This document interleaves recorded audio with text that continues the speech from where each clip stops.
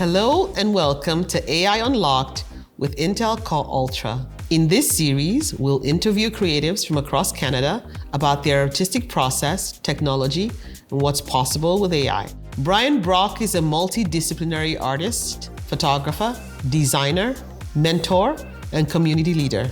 After nearly 2 decades as a creative entrepreneur in the arts and entertainment industry, he's exploring what it means to be a solo artist. Hi, Bryan. Nice to meet you. Nice to meet you too, Annie. Thanks for chatting with us today. Of course. So let me take you back a little. What did the 13-year-old Bryan want to be? The 13-year-old version of myself would have wanted to be everything.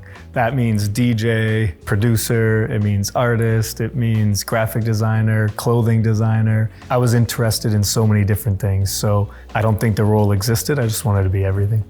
Renaissance man. So let's dig deep a little and just talk about your creative process. So just talk to me a little about, how you start a project. When you're kicking off a photography project, how do you generate the initial concepts and ideas that you work on? Okay, so if it's a personal project, sometimes I do it backwards. So I'll actually go out and shoot, and then I review my work, and sometimes the work actually speaks to me, and I'll be able to pick up on a theme or a concept and build out from there. When it's commercial work, typically I'll get like a creative brief from the client, and it'll just kind of be adding my spin to it. So 2 different processes for 2 different ways of creating. Interesting. Yeah, I know. It depends on the lens, right? Yeah. You just put on the creative cap depending on who you need to become at that time. Yeah. Yeah. And when it comes to photography, there's a lot of testing and different styles and subjects and compositions that happen for it. Can you give us an example of something you gravitate towards? Yeah, for sure. I gravitated towards street photography, which was the lowest common denominator for me. I didn't need to rely on anyone. I could just grab a camera and go for a walk. As time went on, I wanted to learn more and experiment more. So naturally you progress to things like street portraiture, which would then transition into like studio work and understanding how to take portraits with lights.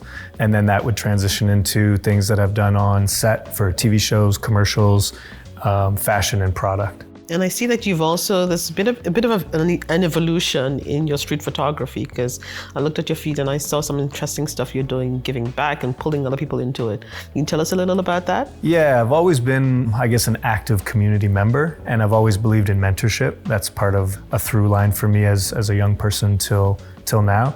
So I've hosted community photo walks where I invite anyone out in the city that would like to join me for a walk, and I just teach a few tips and tricks on what street photography could look like for them. And it's a great experience to get out, meet new people, and eventually get better at our craft. I'd definitely like to join one of those anytime soon, right? I remember when I was growing up, you had a camera, you took a picture, and then you waited until you watched the film, Yeah. And then you saw what the picture looked like. Sometimes it was good, sometimes it wasn't. Today, you have the benefit of editing photos. So tell me a little about the technology and the editing techniques that you use in today's photography space. Yeah, sure. So I actually shoot digital and film. So when it comes to film, I'm still doing the same things that you're talking about. It's going to take a while to see that image in person. But when it comes to digital, using different tools on, let's say, Adobe Lightroom, for example, there are an insane amount of tools that you could use in that program to change what your image looks like. Now, me personally, I don't tend to over-edit my images. I like to keep things as close to reality as possible. But I will say when it comes to like commercial work, or a client wants something to look a certain way, inevitably you're going to have to dive in on those tools and make some magic happen. But you still want to keep it as close to reality as possible. That's my style, yeah. And I think you can tell, right, when it's over-edited. It's nice to, still be able to relate to the image that comes out in the end. Totally. Yeah. So what are some of the challenges that you've experienced, in navigating the whole process and overcoming, and as you've grown in your craft? What are some of the challenges that other people can learn from that you've had to deal with? Yeah, that's a great question too. Challenges typically come from more of an internal space than external. So it could be imposter syndrome, could be lack of confidence. It also could just be that you're at a very early stage of your learning, and you're not capable of getting the idea you see in your head to be fulfilled in that picture or that frame. So for me, I think the biggest challenges were just personal, internal conflicts, so to speak. And then once you get over yourself, which it's always like an artist thing, we're in our heads too much. But once you get over yourself, it's really not that intimidating. It's not scary. It's actually really enjoyable. It's a fun process. And I think being creative is that outlet I need. I think you're right. You know, we're always our worst critics. But sometimes I think it stems from the fact that you have in your mind a picture of exactly what you want to bring out. Totally. And when you're not getting that picture, because you know what it's supposed to look like, but right now it's not looking like it, then you have to just find a way to get the results that will make you feel fulfilled. Yeah, exactly. So what would be the advice that you give to people who want to walk in your shoes right now? I would say don't limit yourself. Explore all aspects of photography and don't wait for someone else to tell you how to shoot or what to shoot. Just go out and explore. Be curious and enjoy knowing that there's no rules. And when I say that, I mean you don't have to put pressure on yourself, right? You don't even have to share your photos when you first start taking them. It should be a very personal process, and it should be something that you hold very special. So do it, get out, enjoy, and worry about everything else later. Yeah, fail forward. That's what I mean. I hear you 100%. saying, right? You know, be open and be willing to make mistakes, but learn from them and just keep going. Yeah, you got it. Keep pushing ahead, right? And in today's world, especially with photography, we talked about it already, technology is like an integral part of it. I don't think in photography today or videography, you can do it without technology. It's just become that essential tool. So how important is technology in what you do so that the applications that you use really can deliver for you the results that you want? Technology is everything, and I think it goes to efficiency. I think it goes to capabilities. It goes to even size, portability. Like, where can I get my work done? How fast can I get my work done? What are the tools that I can use to make my work better? It's all part of the mix. So without technology, when it comes to using, cameras or photo, video, we rely on all aspects of it. Yeah, I always tell people that when it comes to technology, that's the one thing you want to future-proof. So it's making sure that you're getting the right thing for you, not just today, but because you know that as an artist, you're going to continue to grow. So you want that technology to still serve you as you grow for a while. Yeah, you're right. And now we're in the age of AI, right? 100%. AI is popping up everywhere. It's becoming increasingly popular, especially in photography field and in areas like image enhancement and editing. So have you incorporated AI functionalities into what you do?